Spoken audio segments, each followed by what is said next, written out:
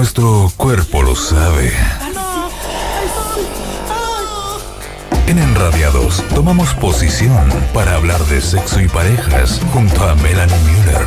Enradiados 92.9.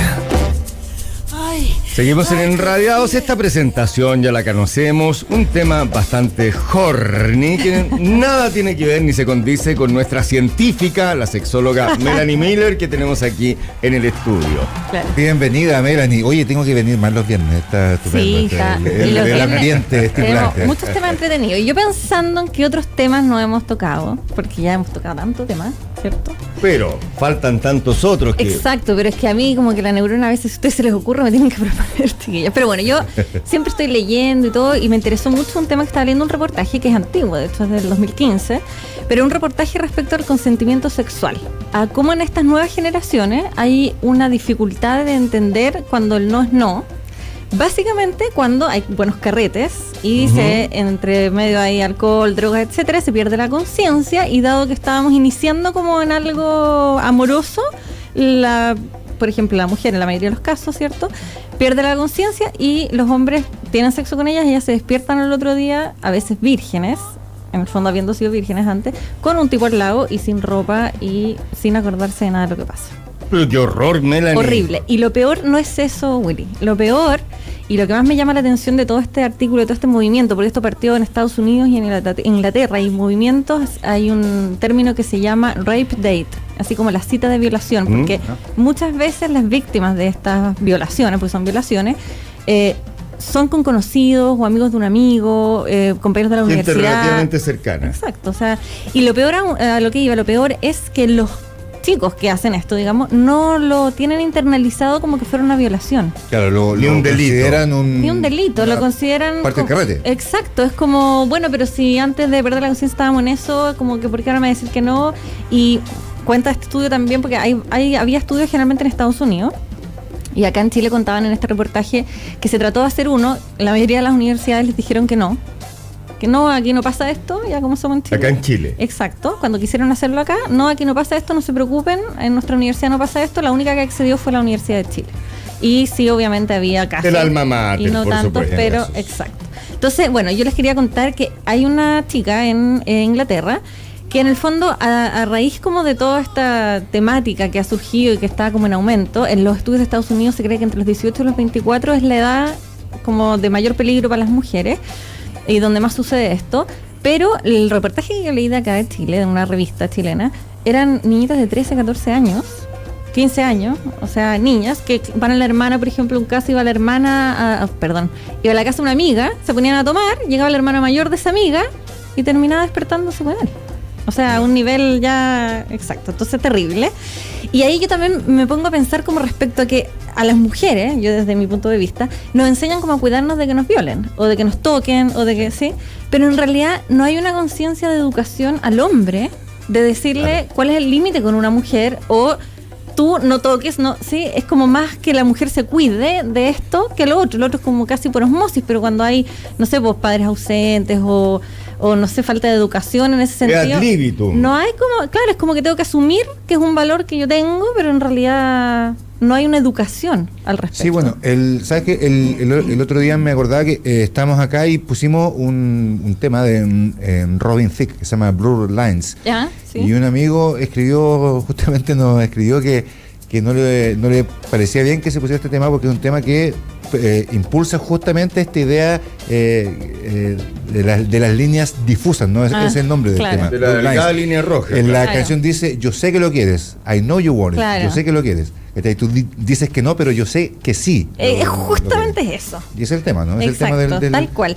Y hay todo un movimiento también, hay unas publicidades re buenas que son un poco fuertes, y creo que si Telín las busca, no, porque son de Project Consent, que partió esto así, ya que es como unos videitos chiquititos en donde explican como lo que es decir que no y qué sé yo.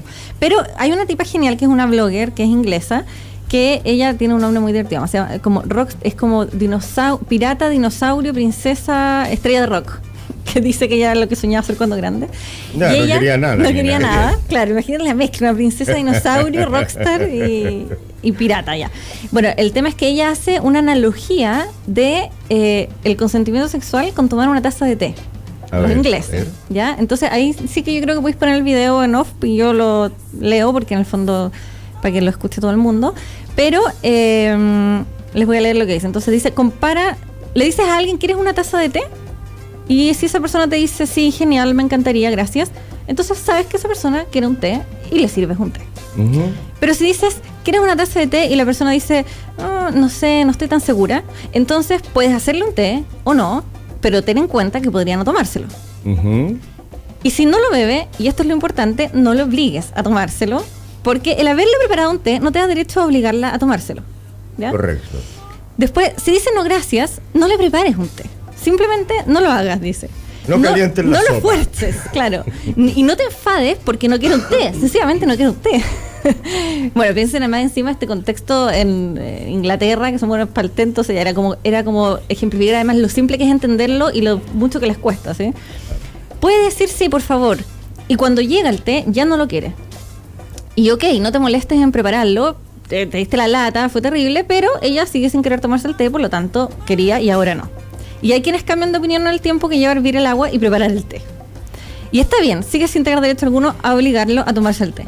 Si está inconsciente, no le hagas té. La gente inconsciente no quiere toma té. té. Y no pueden ni responder a la pregunta de si quieren té. Ok, dice, quizás estaba consciente cuando le preguntaste si quería té y te dijo que sí. Pero en el tiempo que te llevó a preparar el té, perdió la conciencia. Lo mejor es que dejes el té y que te esfuerces en ver si la persona está bien. Y lo más importante, no la fuerces a tomarse el té.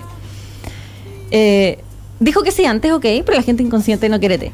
Si alguien dijo que sí y comenzó a beber el té y se desmayó en la mitad, no le sigas dando tu té a la fuerza. Llévate el té y asegúrate de que esté a salvo. Confía en mí, la gente inconsciente no quiere té. Por otro lado, si alguien dijo que sí al té en tu casa el sábado pasado, no significa que quiera tomarse un té todo el tiempo, todos los días. No quiere que aparezcas en su casa sin avisar para hacerle un té y obligarle a tomárselo. Y decirle, pero si querías un té la semana pasada. O despertar y encontrarte con que alguien te está poniendo un té en la boca solo porque quisiste té la noche anterior. Si entiendes lo ridículo que resulta forzar a alguien a tomarse un té cuando no quiere y eres capaz de entender cuando alguien no quiere té, ¿por qué cuesta tanto entenderlo cuando se trata de sexo? Y ahí va poniendo como un monito que va a hacer la taza de té como un dibujo. Bueno, entonces la premisa es cuidado con el té.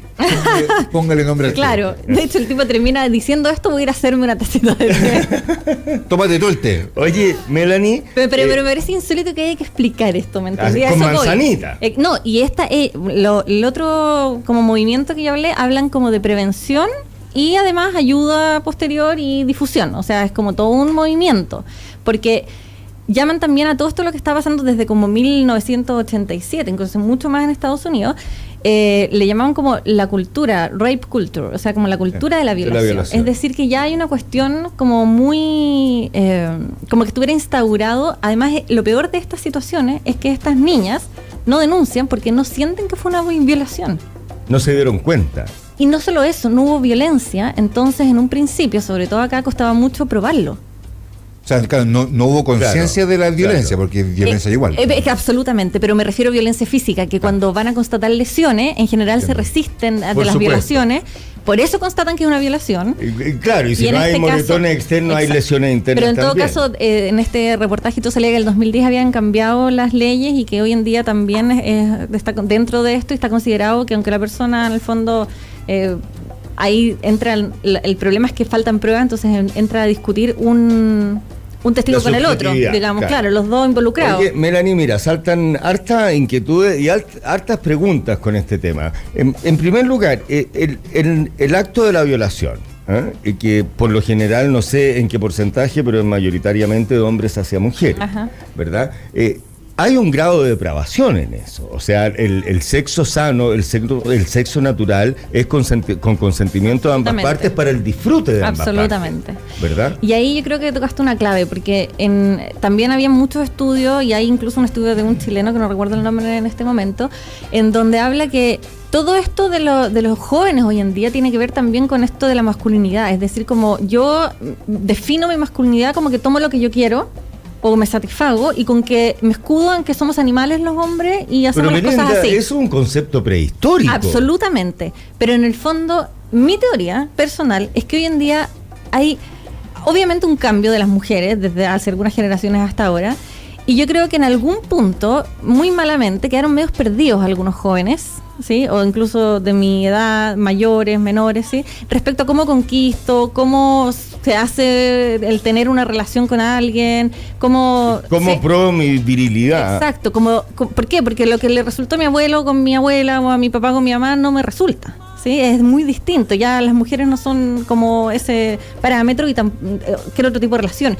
Y respecto a eso, yo sumo eso, más una generación que está muy conectada a la inmediatez, ¿sí? Como esta cuestión de que quiero todo rápido, de que no, que quizás tengo menos cercano los ejemplos también, o sea, estáis mucho más tiempo fuera de la casa, los papás también trabajan, entonces a veces hay una desconexión con los hijos, o cuando hay conexiones sí a todo, no los dejáis frustrarse con nada, ¿sí? Entonces, para mí se suma todo eso y es como que, de verdad, yo creo que ellos en algún punto no se dan cuenta de que eso es un acto de violación. En este caso. En esos casos. Claro. Este contexto. En este contexto. El carrete del exacto, del es como, borrado, oye, pero sí, exacto, ¿no? Y además que es como igual, eso que te digo, yo la conozco, es amiga de mi, y bueno, pasó. Pero igual hay algo alterado en esa persona. Absolutamente. Hay algo enfermo. Sí. Absolutamente sí. No tiene nada que ver con la normalidad. Sí, pero lo que a mí me preocupa más más que, porque por último, si es que yo te digo, yo sé que hice algo malo y si estoy enfermo,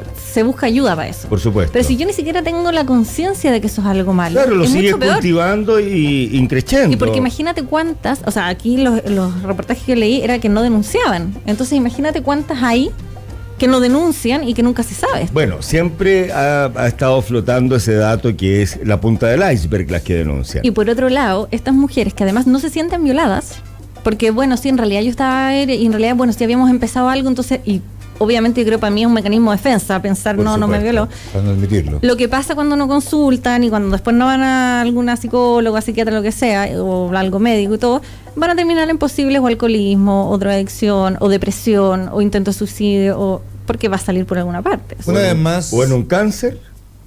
Eventualmente, no lo sé. Una vez más, las mujeres están cambiando, madurando, creciendo, empoderándose y los hombres nos quedamos atrás. Retrocediendo. Vamos a seguir conversando con Melanie Miller. Escuchamos por mientras Aterciopelados, Florecita Rockera. En Enradiados somos como tú, somos la clave de la sexualidad sana.